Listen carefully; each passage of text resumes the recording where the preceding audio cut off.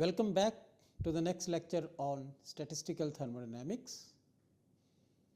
Today we are going to discuss another very important thermodynamic quantity, which is heat capacity. Heat capacity is a connector between temperature dependent thermodynamic quantities. That means, if I have a knowledge of heat capacity and I have experimentally measured some thermodynamic quantity, then I can calculate the same thermodynamic quantity at a different temperature without doing experiments, provided I have information on heat capacity. That is why I said heat capacity is a very important thermodynamic quantity. Usually, we talk about heat capacity under constant volume conditions or under constant pressure conditions. And we have also discussed from time to time that maintaining constant pressure conditions is far easier than maintaining constant volume conditions. For example, if I have a sample, let us say consisting of ice, and ice melts. When ice melts, the volume decreases. So, I cannot keep the volume of the system constant. But if I have ice at a certain temperature, I can keep the pressure constant and I can change the temperature. We must keep the phase changes in mind when we discuss the heat capacities. So, let us get started with discussion on heat capacity. Heat capacity under constant volume conditions and under constant pressure conditions both are important, and both are interrelated also. Cp minus Cv is equal to Nr for a perfect gas. Cp minus Cv can be expressed in different forms for non-ideal systems, non-ideal gases, non-ideal systems. But we will not get into that kind of discussion at present. And in our canonical ensembles, we have usually been discussing constant volume conditions. So, therefore, let us stick to the discussion on constant volume heat capacity, and then we will discuss how to get the constant pressure heat capacity from the knowledge of constant volume heat capacity. In layman's language, heat capacity is the amount of heat required to change the temperature of a system by 1 unit, 1 degree centigrade or 1 Kelvin. And if the conditions are constant volume, we will put the constraint of constant volume, and in that case the derivative will be represented as a partial derivative. And sometimes we represent temperature in terms of that undetermined multiplier, that is beta, for which we earlier have discussed that beta is equal to 1 by kT. So, in that case, if we are required to differentiate internal energy with respect to beta, we should have an expression for that. Why it is important? It is important because certain derivations for thermodynamic quantities have been expressed in terms of partial derivative with respect to beta. So, let us discuss over here. Cv is equal to del u by del t at constant volume. Now, let me represent d dt.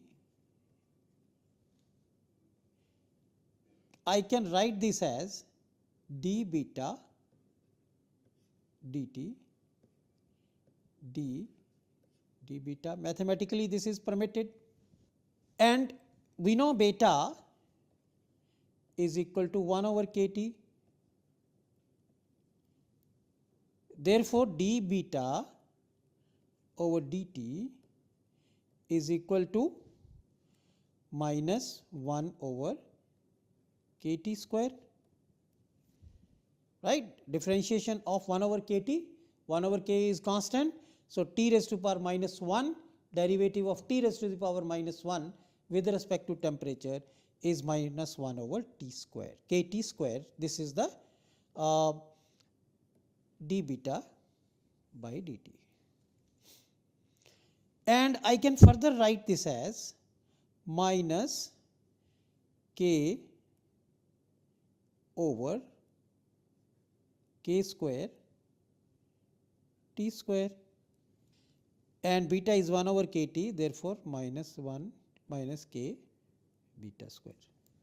So, therefore, when I substitute this over there,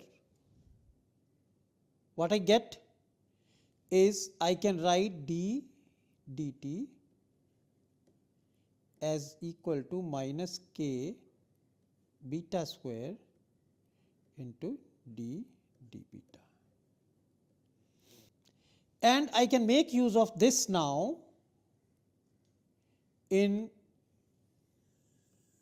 writing an expression for heat capacity at constant volume, and I come up with this expression, that is Cv is equal to minus k beta square del u by del beta at constant volume. You may ask, why did I do that? Why didn't I leave it to a simple expression which is a derivative with respect to temperature?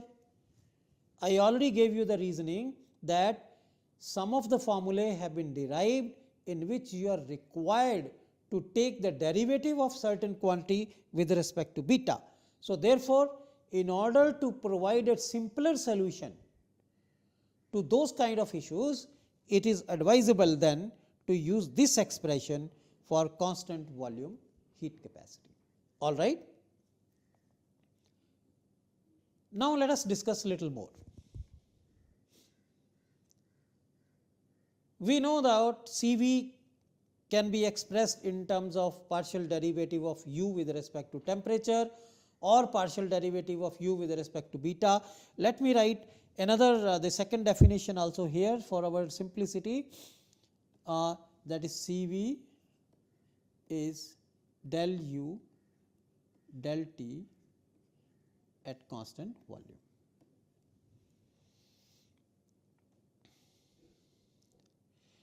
Now, total energy of a system can be written as U minus U0. We have discussed many times what is the reason for U minus U0, and that means I can write U minus U0 is equal to, or if I divide it by n, if I divide by n, then this is what? This is mean energy. Okay. So, in other words, I am saying U minus U0, I can write this as n times mean energy. Why? This is mean energy.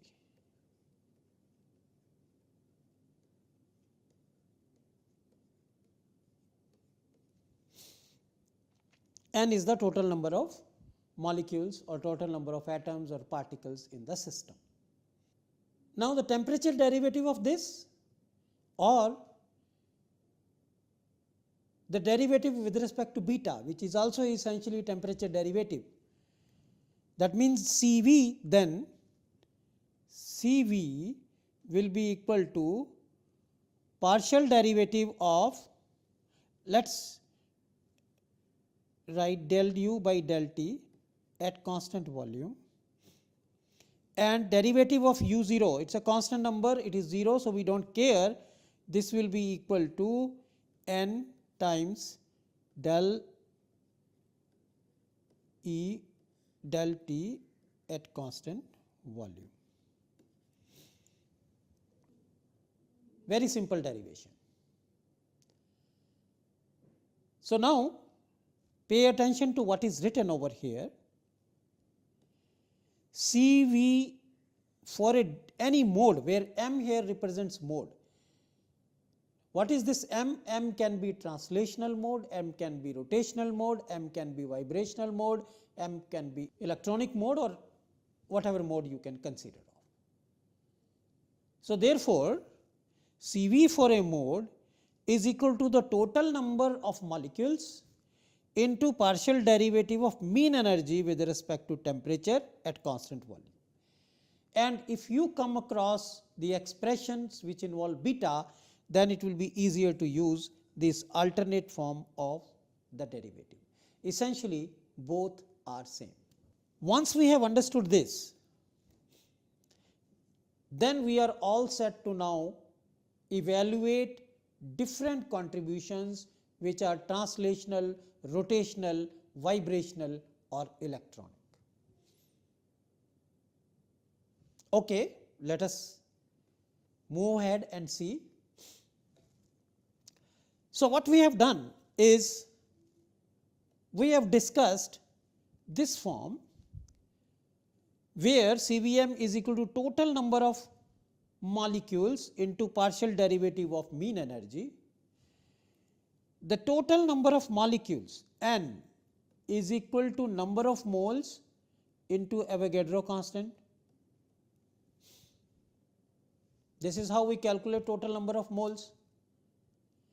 Therefore, this N can be written as number of moles times Avogadro constant,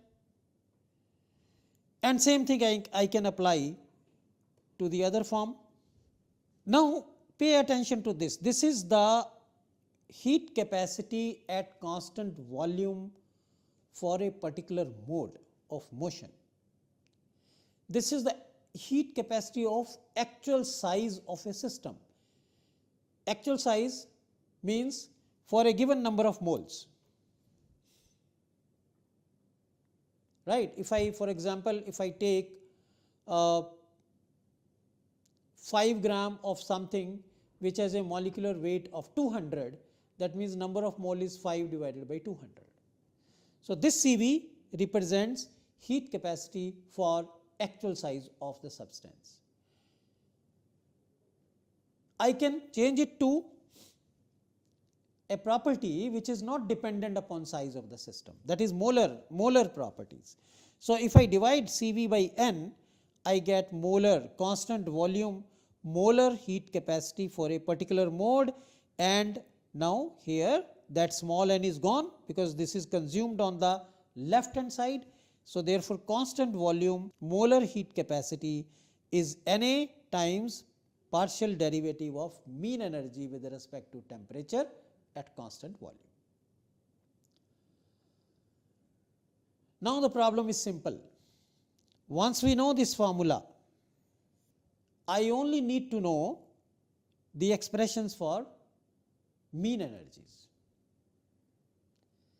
We have already discussed mean energies for translational contribution, rotational contribution, vibrational contribution. We have already discussed these mean energies. So, let us keep this expression in mind, this one, and proceed ahead. We will now start talking about individual contributions. When we consider a gaseous molecule or gaseous atom, the temperature is always high enough for the translational contribution to be completely active. Translational, mean translational energy according to equipartition theorem, here according to the equipartition value it is 3 by 2 kT. We are interested in finding CVM translational. and this will be equal to Avogadro constant into derivative of mean translational energy with respect to temperature at constant volume. Now you see here 3 by 2 kT, this is the equipartition value. Let us take a shortcut and directly substitute this equipartition value and see what do we get. CVM translational is equal to NA into partial derivative of 3 by 2 kT with respect to temperature at constant volume.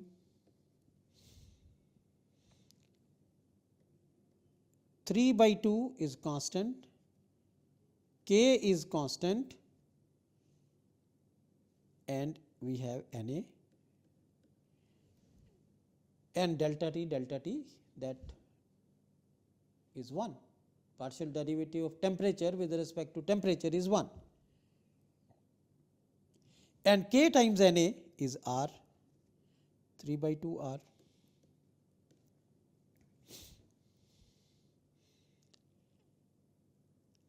So therefore, mean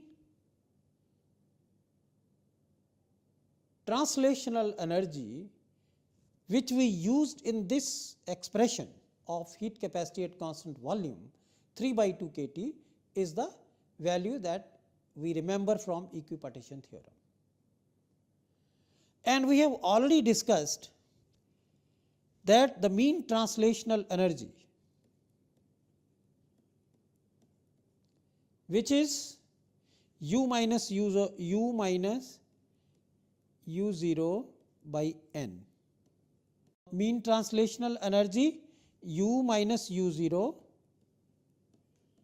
is always equal to minus N by Q del beta at constant volume. And if we are considering the translational contribution or translational participation of a molecule or of a particle of an atom in 3 dimensions, that means we have to use Qt here, this is all T, is equal to V upon lambda cube. Now I am not going to go into details because we have already done this. Once you substitute this Qt is equal to V upon lambda cube here and here,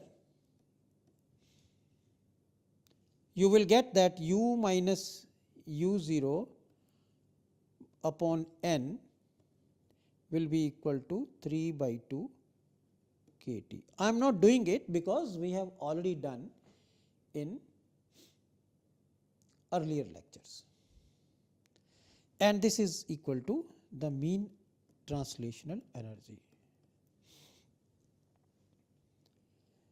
What I have done here is shown you by both methods, by using the equipartition value, directly use the equipartition value.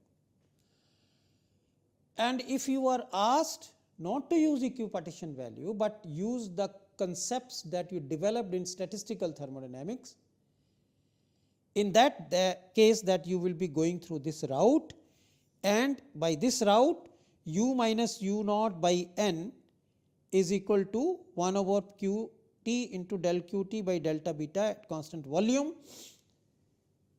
By this means, by using Q is equal to V upon lambda cube, you can further show your steps and eventually come up to 3 by 2 kT.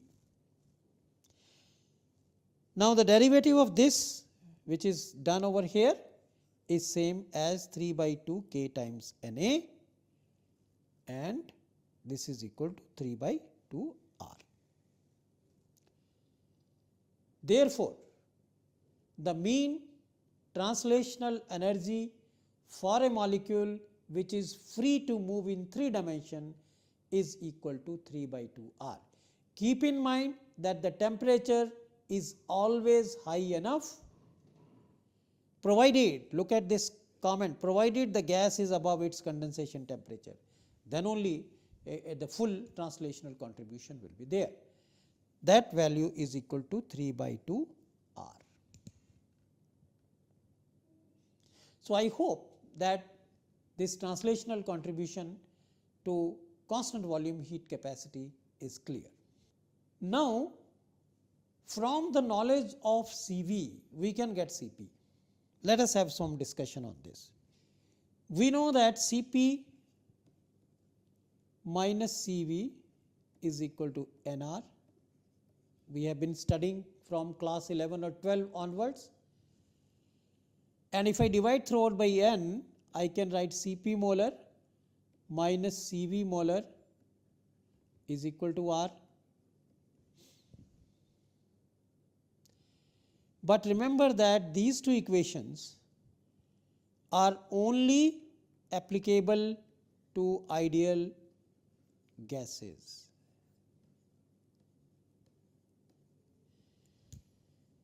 If the gases are non-ideal, then these two equations need further modifications. Then Cp minus Cv is not simply equal to Nr, there will be additional terms. When you switch over from ideality to non-ideality, what is the difference between an ideal gas and a non-ideal gas? In ideal gas, you assume that there are no intermolecular interactions. But in a non-ideal gas, you assume that there are intermolecular interactions. These intermolecular interactions can be of attractive interactions in nature, or it can be repulsive interactions in nature. Therefore, depending upon the extent of deviation from ideality, the new terms can come into Cp minus Cv. But so far we have been focusing our discussion on ideal system, ideal gases. So therefore, let us further discuss for ideal gases at present. We have shown that CVM is equal to 3 by 2R.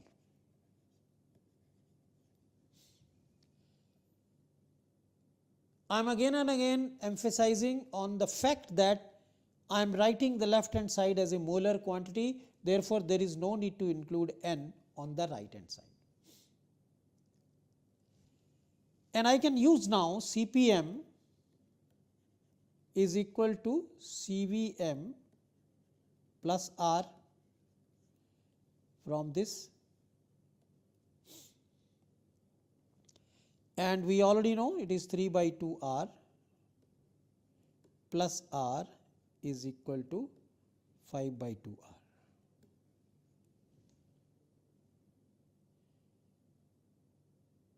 Therefore, gamma, which is the ratio of CPM by CVM, is 5 by 2 R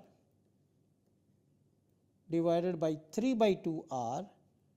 Therefore, it comes out to be 5 by 3. Remember, the value of Cv will depend upon the state of the system. What is that? You have monatomic gas, you have diatomic gas, you can have multiatomic gas. As long as you keep the system under ideal conditions. For monatomic, 3 by 2 R. For diatomic, now you remember our previous discussion that you not only have translational contribution, you also have rotational contribution, because once you have two atoms, rotation is possible and that contribution can come in. Vibrational contribution can come in, electronic contribution can come in. So therefore, this CVM is subject to change depending upon is it a monatomic system or a diatomic system, triatomic system, or whatever is the state of the system. And accordingly, your gamma value is going to change. So, what we have discussed in this lecture is on a very important thermodynamic quantity, heat capacity. We have seen by using statistical means how to get heat capacity at constant volume, and once we have the information on heat capacity at constant volume, we can easily get heat capacity at constant pressure, at least for the systems which form ideal system or ideal gases. If the system is non-ideal, then other terms will come in. For example, pi t, I am taking you back to your chemical thermodynamics discussion, pi t, which is equal to del u del v at constant temperature. This pi t gives information on how the internal energy will change when the system is subjected to either compression or expansion at constant temperature. And if a system does not have intermolecular interaction and the temperature is constant, then whether you compress the system or you expand the system, there is no change in internal energy. That means, in that case pi t is equal to 0, and this is the definition of an ideal gas. Why I discuss this? Because we are restricting our discussion to ideal systems, and if you were to make some transformations in the expressions, or if you have to bring some non-ideality into the system, then this factor will also come in. However, if the gas is ideal, then you follow this discussion, and gamma for a monatomic perfect gas turns out to be 5/3, and the statistical means of obtaining this number we have discussed in this lecture. We have covered translational contributions. The remaining contributions we will cover in the next lecture. Thank you very much.